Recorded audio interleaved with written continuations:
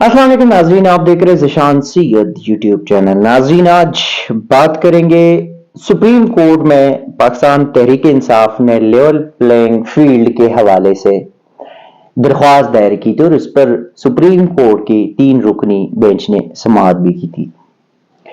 आज chief secretary Punjab ने supreme court में तफसीली रिपोर्ट जो है वो जमा करा दी और इस रिपोर्ट के कुछ चीदा चीदा चीजें जो है वो आपके सामने शेयर करना चाहूंगा।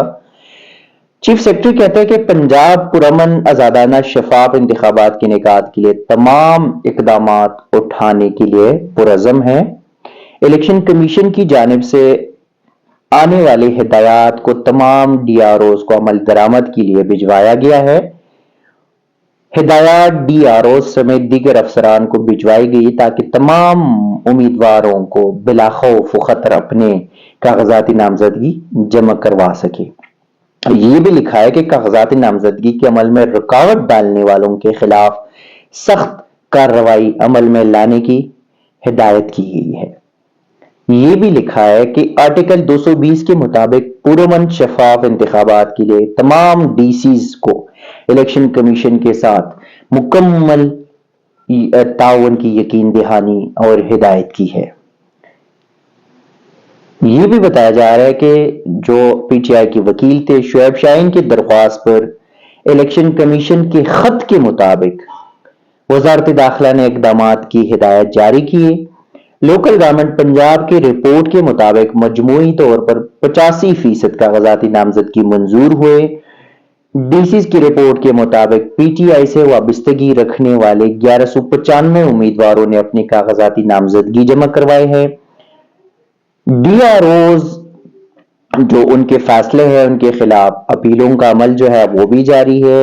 अब तक इलेक्शन ट्रिब्यूनल्स को अप्रोच में रुकावट का कोई वाकया जो है वो पेश नहीं आया। फ्री एंड फेयर और शफाफ इंतखाबात की लिए इकदामात किए गए हैं। अब वो कौन से इकदामात है? वो ये इकदामात है कि तमाम अजला में इंतखाबात के निकात की हैंडबुक मुरतब की गई है।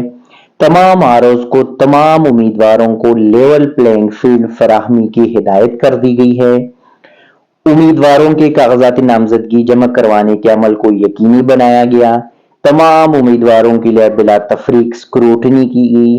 उम्मीदवारों को गैर कानूनी तौर पर गिरफ्तार नहीं किया गया। हसास पोलिंग स्टेशन पर कैमरे लगाने का अमल शुरू कर दिया गया है।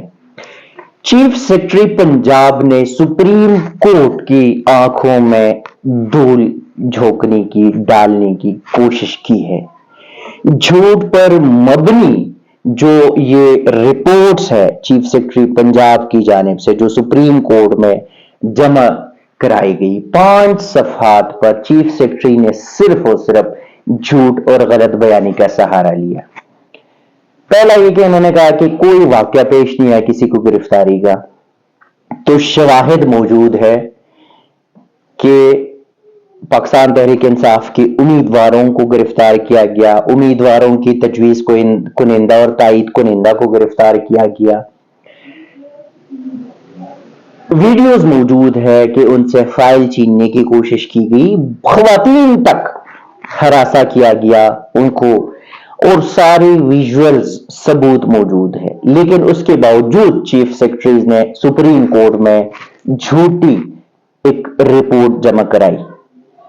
यह कहा जा रहा है कि कहीं पर गिरफ्तारी नहीं हुई, किसी को रोका नहीं गया, बिला तफरीक सबने शिरकत की। ROs ने कागजात बिला तफरीक जो है वो अमल दरामद स्क्रूटनी का सबको मौके फराहम किए गए। तो अगर कहा जाए तो ये 5 रुकनी सफहात जो है ये झूठ का जो पलंदा है, जो मैं समझता हूं झूठ है, क्योंकि मुझे पता है हकीकत, सिर्फ मुझे नहीं बल्कि पूरी दुनिया को, पूरे पाकिस्तान को पता है कि हकीकत क्या है। इसमें जितने भी वाकयात है वो सोशल मीडिया पे मौजूद है, सोशल मीडिया पे मौजूद है। अगर ये समझे कि पाकिस्तानी मीडिया में उसके ऊपर पाबंदी है, ना चलाया गया, लेकिन उसके बावजूद चलाया गया और सोशल मीडिया तो भरा पड़ा कि किस किस्म के तरीके इख्तियार किए गए, खवातीन से फाइल छीनने की कोशिश की गई, عدالتوں کے باہر جو ہے وہ جو امیدواران ہیں ان کو گرفتار کیا گیا، جنہوں نے جس کی کاغذات نامزدگی جمع کرائی وہ تائید کنندہ اور تجویز کنندہ گرفتار کر لی گئے، وکلاء کو گرفتار کیا گیا جنہوں نے کاغذات نامزدگی جمع کرانے کے لیے یہاں پہ آروز کے پاس لے کے گئے، وہ ان کو گرفتار کیا گیا۔ پھر جو عملہ شروع ہو گیا آروز کے سامنے، آروز نے بغیر کسی ریزن کے جو ہے وہ کاغذات مسترد کر دی، اور اس کا یہ میں بتاؤں کہ اسلام آباد میں جو 3 حلقے تھے، 3 حلقوں میں 93 کاغذات جو ہے 93 امیدواروں کے کاغذات مسترد کیے گئے، اس میں 71 لوگوں نے اپیلیٹ ٹریبیونل سے جو ہے وہ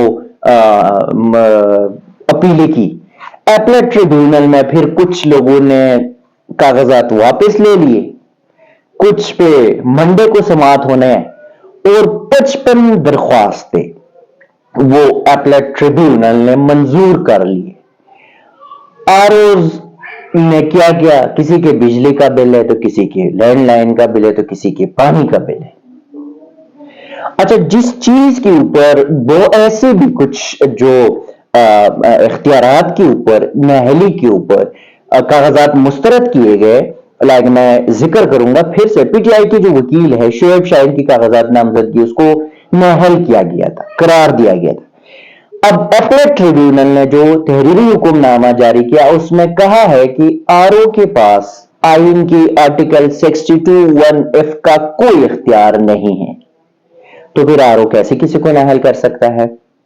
اور پھر اتنی بڑی تعداد میں آروز نے یہ کاغذات نامزدگی مسترد کیوں کی جو اپیلیٹ ٹریبیونل اب دھڑا دھڑ وہ منظور کرتے ہیں؟